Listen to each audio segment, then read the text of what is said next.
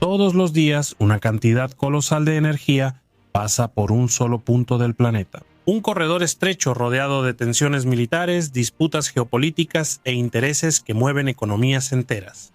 El Estrecho de Hormuz. Por ahí circula cerca de una quinta parte de todo el petróleo consumido en el mundo.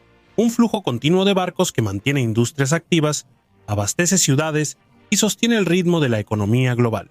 Pero hay un problema. Ese corredor en algunos tramos es lo suficientemente estrecho como para transformar cualquier incidente en un efecto dominó global. Un barco averiado, una crisis regional, un bloqueo estratégico, y en cuestión de horas el impacto se extiende por todo el planeta. Los precios se disparan, las cadenas logísticas se detienen, los mercados entran en alerta. Ante esta fragilidad surge una pregunta que durante décadas ha intrigado a ingenieros y estrategas. ¿Y si fuera posible evitarlo por completo?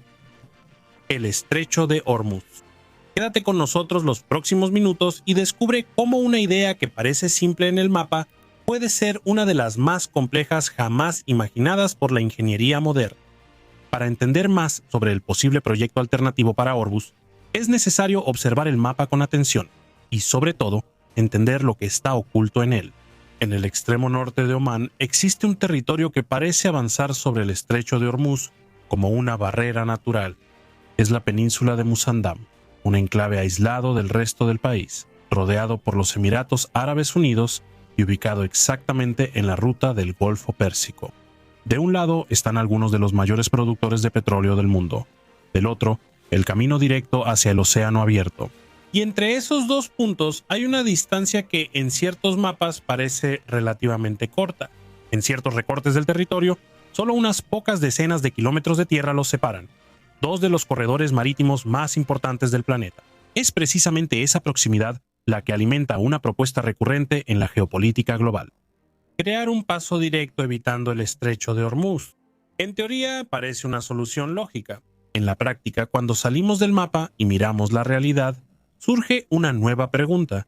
¿Qué hay realmente en ese territorio que nunca permitió que esa idea se hiciera realidad? La hipótesis de rodear el Estrecho de Hormuz no nació hoy. Vuelve a aparecer cada vez que el riesgo en la región aumenta. Y eso sucede con frecuencia, impulsado por tensiones políticas, disputas militares y episodios que ponen en jaque la seguridad del flujo energético global.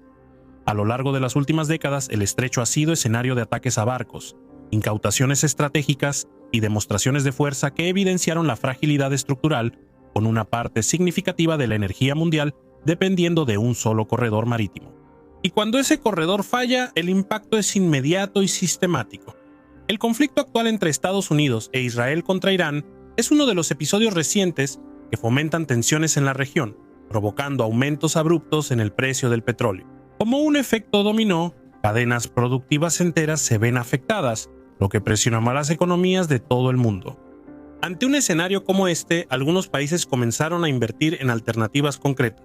Arabia Saudita desarrolló un oleoducto que cruza el país hasta el Mar Rojo, permitiendo exportaciones fuera del Golfo. Por su parte, los Emiratos Árabes Unidos implementaron una conexión directa hasta Fujairah, creando un punto estratégico fuera del Estrecho de Hormuz.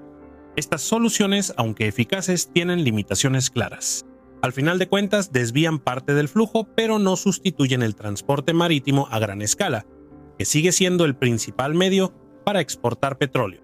Y es precisamente esa limitación la que mantiene viva una idea más ambiciosa. No solo rodear, sino rediseñar la ruta. Una hipótesis estratégica que vuelve a surgir en momentos de crisis, sin llegar nunca a consolidarse como un proyecto oficial. Y eso nos lleva a una pregunta inevitable. Si esta solución parece tan directa en Medio Oriente, ¿qué es exactamente lo que ha impedido la ejecución de Musandam en la práctica? Antes de cualquier análisis técnico, es fundamental reforzar el punto de partida. No existe hasta el momento un proyecto oficial en ejecución para la construcción de un canal que atraviese la península de Musandam. Lo que existe es una hipótesis recurrente en el campo de la geopolítica energética, una posibilidad estratégica que resurge en momentos de crisis, frecuentemente acompañada de estimaciones amplias de costo y viabilidad. Y es justamente cuando esa hipótesis sale del papel y entra en el campo de la ingeniería que la realidad comienza a aparecer. En el mapa, la propuesta parece directa. En algunos tramos, pocas decenas de kilómetros separan el Golfo Pérsico del Golfo de Omán, una distancia que, a primera vista, sugiere una solución lineal. Abrir un canal y crear una ruta marítima, pero el mapa simplifica lo que el terreno complica. La península de Musandao no es un desierto plano. Forma parte del sistema de las montañas Rajar, una cadena geológica formada por procesos tectónicos intensos, compuesta mayoritariamente por rocas ígneas y estructuras resultantes de colisiones entre placas a lo largo de millones de años. En la práctica, este escenario se traduce en un relieve extremadamente accidentado, con valles encajonados, laderas abruptas y picos que frecuentemente superan los 1000 metros de altitud. En lugar de arena, lo que hay ahí es roca. Eso cambia completamente la naturaleza de la obra. Construir una ruta en ese entorno significaría remover volúmenes gigantescos de material rocoso en una escala comparable a las mayores operaciones de excavación del mundo. Pero la excavación es solo el primer desafío. Para que ese proyecto tuviera relevancia estratégica, tendría que acomodar barcos del tipo Very Large Crude Carrier o simplemente VLCC, los petroleros más grandes en operación. Estas embarcaciones pueden superar los 300 metros de largo y transportar cerca de 2 millones de barriles por viaje. A profundidade navegável teria Alcanzar valores del orden de decenas de metros, posiblemente alrededor de 25 metros o más. El ancho tendría que permitir maniobras seguras, con márgenes de error mínimos. El canal también tendría que mantener la estabilidad hidráulica constante, lidiando con corrientes, variaciones de marea y posibles efectos de turbulencia en tramos confinados. Ahora imagina mantener esas condiciones atravesando una cadena montañosa. Cada segmento requeriría soluciones específicas de excavación, contención y estabilización estructural. Y eso nos lleva a uno de los puntos más críticos, el subsuelo. La región de Musandao es resultado directo de eventos tectónicos complejos, incluyendo procesos de abducción y colisión continental, que generan apilamientos de capas rocosas, fallas y zonas de debilidad estructural. Es decir, el terreno no es homogéneo y requeriría una investigación geotécnica extremadamente detallada, y esa complejidad aumenta significativamente el riesgo de la obra, porque una estructura de ese tamaño no solo se excava, requiere funcionamiento continuo. La sedimentación, la erosión de las orillas, la inestabilidad de las laderas y la necesidad de drenaje constante serían parte de la rutina operativa. En otras palabras, no se trata solo de construir un paso, sino de mantener un sistema complejo activo durante décadas. Y entonces surge la cuestión del costo. Sin estudios oficiales consolidados, cualquier cifra debe ser tratada como una estimación. Aún así, cuando se compara con obras como el Canal de Panamá o grandes proyectos de infraestructura global, es razonable asumir que el Canal de Musandao podría alcanzar cifras extremadamente elevadas, posiblemente en el rango de decenas o incluso cientos de miles de millones de dólares. Pero quizá el punto más importante no sea el costo o la técnica, sino el resultado. Porque incluso si todos esos desafíos fueran superados, la pregunta permanece: ¿eso eliminaría el cuello de botella de Hormuz?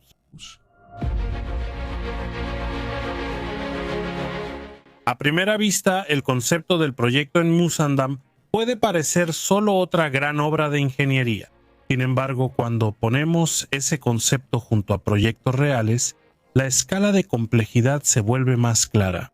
El Canal de Suez, por ejemplo, tiene aproximadamente 193 kilómetros de longitud y fue construido mayormente en terreno plano, con excavación en arena y sedimentos relativamente homogéneos. Por otro lado, el Canal de Panamá, con aproximadamente 82 kilómetros, enfrentó desafíos mayores, incluyendo relieve irregular y clima tropical. Y aún así, requirió décadas de construcción en una de las mayores operaciones de ingeniería del siglo XX. Ahora, compara eso con Musandam. Aquí no se trata de excavar un desierto o atravesar una llanura. Se trata de cortar una cadena montañosa compuesta por rocas duras con desniveles que fácilmente pueden superar cientos de metros. En términos prácticos, sería como intentar abrir un nuevo Suez, en medio de una cordillera. Mientras que Suez y Panamá operan en condiciones relativamente estables, un canal en Musandao requeriría mantenimiento constante en un entorno geológicamente complejo. Cuando se compara con alternativas como los oleoductos, que atraviesan cientos de kilómetros con menor intervención física, queda claro que no estamos hablando solo de una obra más grande. Se trata, sin exagerar, de una obra en otra categoría de complejidad.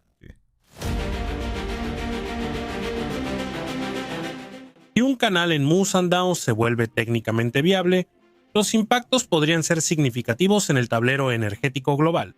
La creación de una ruta alternativa reduciría parte de la dependencia del estrecho de Hormuz. Esto ampliaría la resiliencia logística de los países exportadores y, en consecuencia, ofrecería mayor visibilidad al mercado internacional del petróleo. En escenarios de crisis, esta alternativa podría funcionar como amortiguador, evitando interrupciones bruscas en el flujo de energía. Además, la región podría atraer un nuevo frente de infraestructura asociada a puertos, bases operativas y servicios logísticos ligados a la navegación y la energía. El resultado, más que generar empleos, dinamizaría las cadenas productivas atrayendo capital internacional. Pero hay que tener cautela. Incluso con un canal, el riesgo no desaparecería, simplemente cambiaría de configuración. Altos costos, desafíos ambientales y complejidad geopolítica indican que los beneficios existirían, pero siempre acompañados de límites claros. La idea de un canal en Musandao parece simple cuando se ve en el mapa. Sin embargo, en la práctica, requeriría rediseñar la dinámica de una de las regiones más complejas del planeta. Entre montañas, geología compleja y exigencias técnicas extremas, el desafío va mucho más allá de la excavación. Y quizá el mayor aprendizaje esté aquí. No se trata de eliminar el cuello de botella, sino de entender que a veces la ingeniería no resuelve el problema, solo lo desplaza. Gracias por haber visto este video hasta aquí. ¿Qué opinas de esta idea de abrir un canal en el territorio de Musandao? ¿Sería viable dentro de estas complejidades geológicas a mediano y largo plazo? ¿O realmente el papel de la ingeniería aquí solo estaría desplazando el verdadero problema de este escenario geopolítico? Deja tu opinión aquí en los comentarios, me gustaría leerlos todos. Yo me despido por ahora. Un fuerte abrazo y hasta el próximo video.